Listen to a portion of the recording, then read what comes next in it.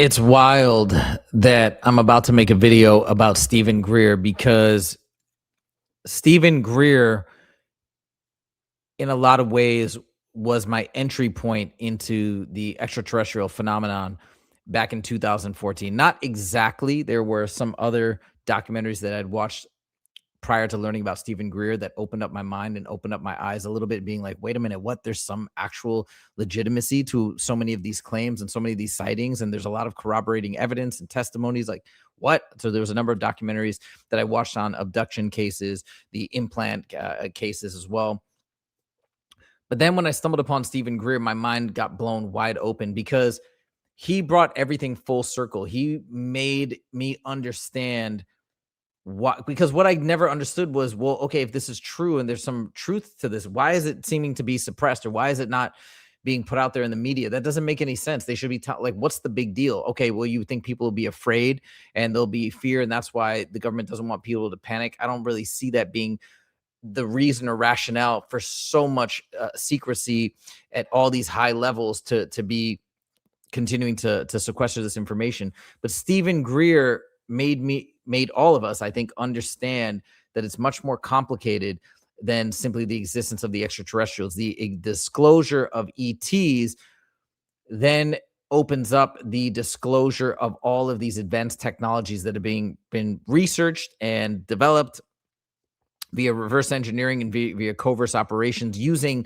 tax money that we pay for, but we had no idea of the stuff going on, right? So it's this whole web of craziness that maybe stems from ETs, but it has to do with so much more.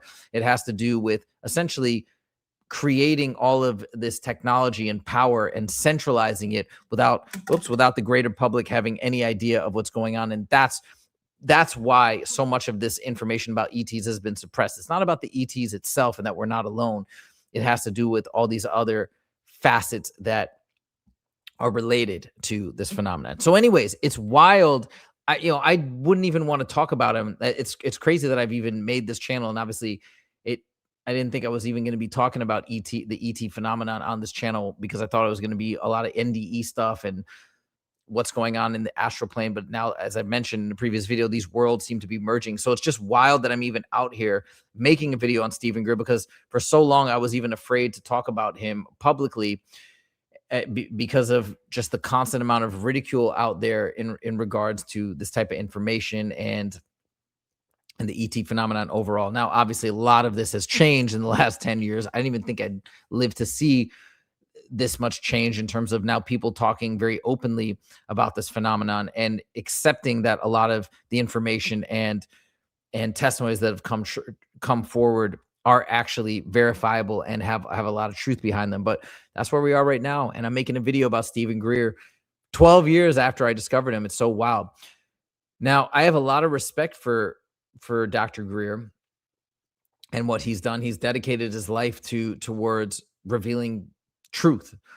And I'm not trying to take away from him. It's kind of a bummer, actually, that this first video that I'm making about him, somebody who illuminated so much for me, is going to be challenging something, a long held statement or belief that he's had, I think, throughout his entire time in this field, which is that ETs, over all of them, I mean, his claim is that all of these advanced consciousnesses or advanced races are not hostile. I'm going to be challenging that a little bit. And again, I don't know if I'm right, but I would have to say that there does appear to be a lot of data gathered by these remote viewers, by people like Jason Giorgiani, by the Monroe Institute, Bob Monroe. There seems to be a lot of evidence stacking up that we are being used in some sort of way. Not saying that people are out there to try and just destroy us, because obviously that can be done instantaneously, but there is some value or some energy or some food source of whatever you want to put it being extracted from us. And that is a negative ulterior motive that is being played out. But Steven Greer is adamantly in denial of any such existence of, nefarious intent from these ETs. And we're going to talk about why he feels like this. And what's so cool in this interview is he's actually challenged a little bit on this take. He gets pretty riled up and he tries to dismiss it right away. But I'm glad that it was challenged, because this This is the whole, and by the way, when I first discovered Steven Greer, and he would say this over and over, hey, they're not hostile. We need to develop like good protocols to connect with them. Like I loved it. It made me feel good because I want to think that. I want to believe that there's no hostile, super advanced ETs out there. Not, hostile is not the right word, but ETs that have particular nefarious intentions that will serve them but will harm us. Like I don't want to believe that. That's scary. So I really gravitated towards his content at the beginning, but now I'm not so sure if that narrative is the truth. So anyways, we're going to get into this interview. I got 2 quick clips I want to show you guys, and then we're going to chop it up, and I'm going to explain why I'm not so sure I buy into Steven Greer's super rosy, beautiful interpretation or assumptions about ETs after we hear this. So check this out. Overt. Those began to be weaponized, and they realized, hey, there are these craft that aren't from here. Let's see if we can knock some down. Yeah. And reverse engineer them. The problem is doing so is an act of war because we're targeting them. Now, civilizations that are 10 to the 6th to 10 to the 8th years more advanced than we are, 100,000 to 10 million years more advanced. If they were hostile, we would have been done. August 1945, over, folks. Hey, kids, you're done, right? They're not. I know this from having had contact, and everyone I know who's been on a crash retrieval team, like Jake, who's had a close encounter with the consciousness of those beings, they're not. Well, the bad ones might not want to destroy us. They might want to enslave us. Or mine. Oh, you're so brainwashed. I'm just saying. I'm just hypothesizing. I don't know. You look at too much nonsense, man. I mean, look, if they none of that could be done with a flick of a switch if they wanted to turn this planet into a automaton planet of whatever. I mean, what do you think? I mean, the technologies are so advanced. I just feel so. He's saying yes, they're so beyond advanced above us, and therefore any notion of them wanting them to use us for anything, whether it's slave labor, whether it is a food source, it's just, he's basically saying it's ridiculous because they have such great means. Like that's nonsensical. And this used to make a lot of sense to me, but I feel like that's such a broad, sweeping assumption and statement. How do we know? How do we know the complexities of the universe and the complexities of energy generation at these higher levels? It is possible that the narrative that Monroe and some of these other people have put forth is that we are being potentially farmed for loosh. I mean, think about us on this planet. We're so beyond we're not thinking about conquering chickens or conquering cows or conquering these other animals. That's obviously we're at such a higher level in terms of what we're trying to conquer and go after and whatever in terms of these power grabs. Nevertheless, we still farm them. We still need them for food, for sustenance. And so it's not as though simply because we're so technologically advanced comparatively to animals on this planet that they're just irrelevant to us. No, they still serve a function and a purpose. And we have these massive farming and food industries that rely on eating these beings. So I could see something extrapolated out in the same sense that, yeah, maybe they don't want it to enslave us. They don't need us. Maybe they don't want to come here and destroy us, but there could be a functionality that something that we're providing them, AKA loosh. Now, all of this to say, you can't just throw out a hypothetical. Well, it's possible, and therefore maybe that's what's going on. You can't do that. But I'm saying it is possible in Congress with all of these other accounts, of all of these remote viewing accounts, astral projection, these different interviews that we have seen this over and over, that seems to be what may be going on based on these various accounts. So you take the various accounts and you put them up against this one sort of stalwart assumption from Steven Greer that, look, they're so far above us that it just wouldn't happen. You read too much science fiction, whatever he's saying. I don't know. That's not so convincing to me anymore. So that's kind of where I'm standing. Now, the other thing he's mentioning too is, hey, if you look at the context we had with these entities, it's always pure love. It's pure positivity that we're receiving. You'll see that these consciousnesses are not hostile or not negative in any sort of way.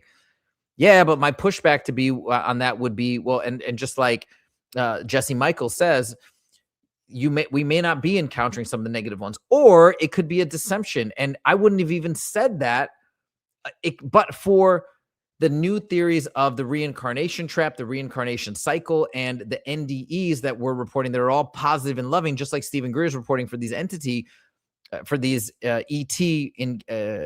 encounters.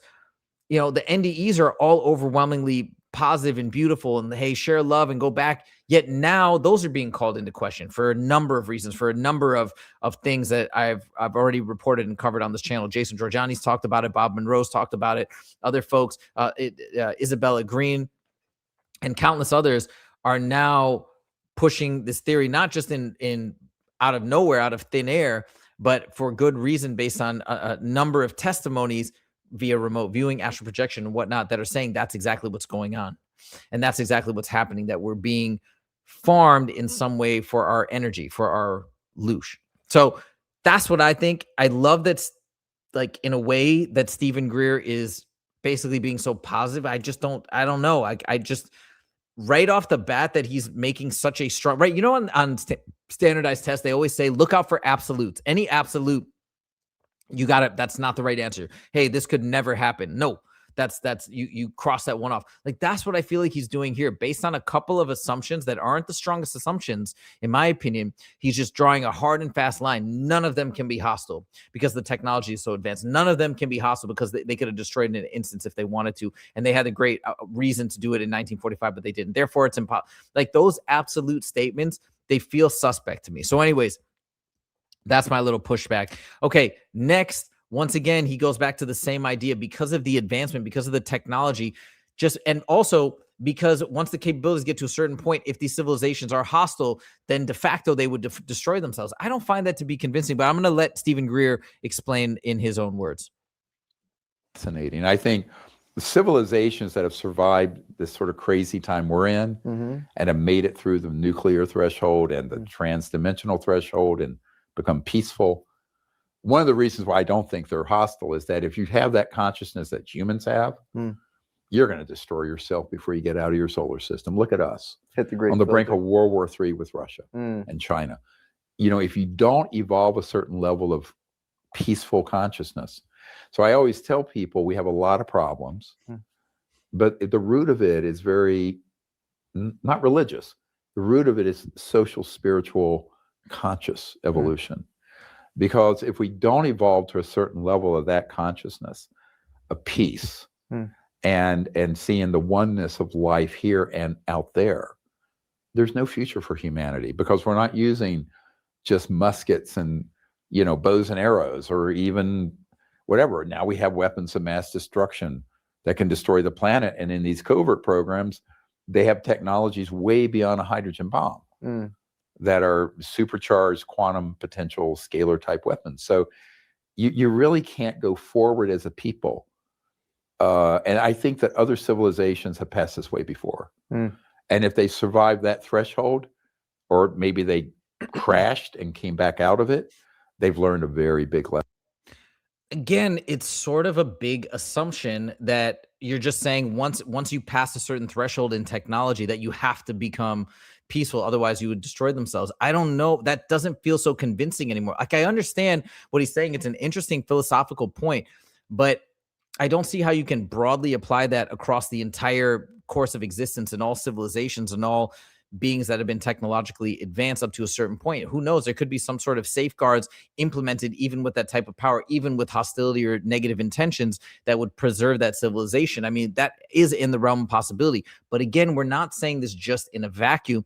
This is also, you have to understand, the reason why people have these theories is they're not just saying, hey, maybe there's a good chance that there's bad ones, that they're probably doing bad things to us, and we're just going to go run with that assumption. They're not doing that. This is, again, based on a number of different testimonies, accounts, and I think the remote viewing testimonies are very convincing from what people have said they've witnessed when they've gone through these different physical 3D dimensions as well as time dimensions, to kind of understand and see the narrative of what's been happening on this planet, because so much of it otherwise is being hidden from us in terms of the true story of this planet, in my opinion. So those are my thoughts. I think that for whatever reason, he's sticking to this hardcore stance that there just can be absolutely no nefarious intentions, no hostility whatsoever. And I believe, I mean, you know, he's been doing this for a long time. He'll probably never change, but I hate to say this because I have so much respect for Steven Greer, but at least at this current moment in time,